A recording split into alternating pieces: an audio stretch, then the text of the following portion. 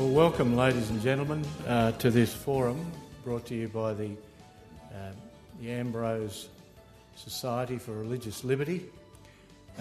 We have some very distinguished guests in the audience, including, I see, His Lordship Bishop Julian Porteous, Auxiliary Bishop of Sydney, many other distinguished people. I see we have some friends from the Buddhist religion. Welcome.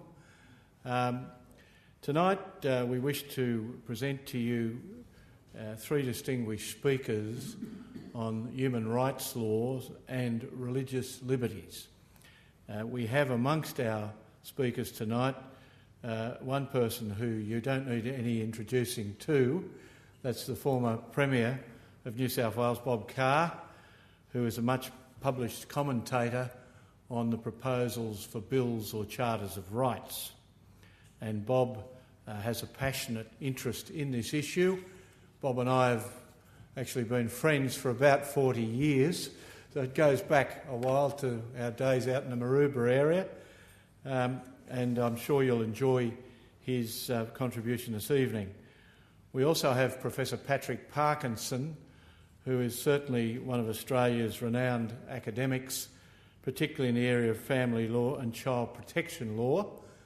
Among other things, he's the author of the Catholic Church's document called Towards Healing, dealing with problems between the clergy and children. Our third speaker is Paul Diamond, who I had the pleasure of hearing the other night at a dinner at the Law Society headquarters. Paul is a prominent English barrister with a niche practice, as he describes it, I think it's a niche of a niche, he may have said, in religious liberty issues and human rights issues.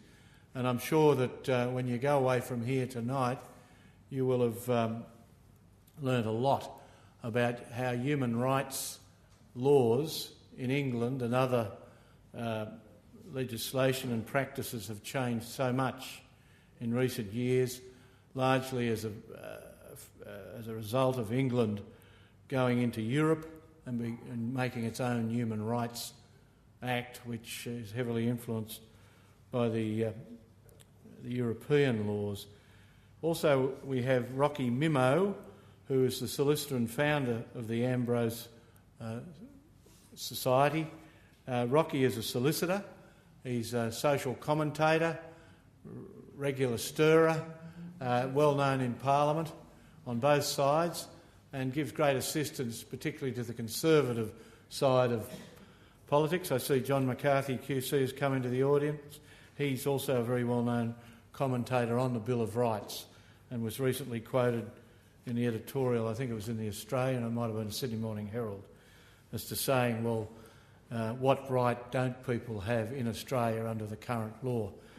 I'm Greg Smith. I'm the Shadow Attorney General in New South Wales Parliament and the Shadow Minister for Justice. I declare that I am against the proposals for a bill or charter of rights. I think the current laws and common law, statute law, and the protection of our Constitution, our Commonwealth Constitution, as supplemented by some of the state constitutions, gives us really the best of all worlds. I think countries that have brought in bills of rights or charters of rights have found it much more difficult to find consistency in their dealing with the so-called rights of the majority as well as the minority. The majority seem to be the ones that suffer the most. Canada, for example, which has had a Charter of Rights for over 20 years, which is constitutionally entrenched, has passed and had a number of cases that have blown open the statutes of Canada, including the laws on abortion, the laws on marriage, and attempts have been made and lost by one vote to overrule the law on euthanasia that was set out in the Criminal Code.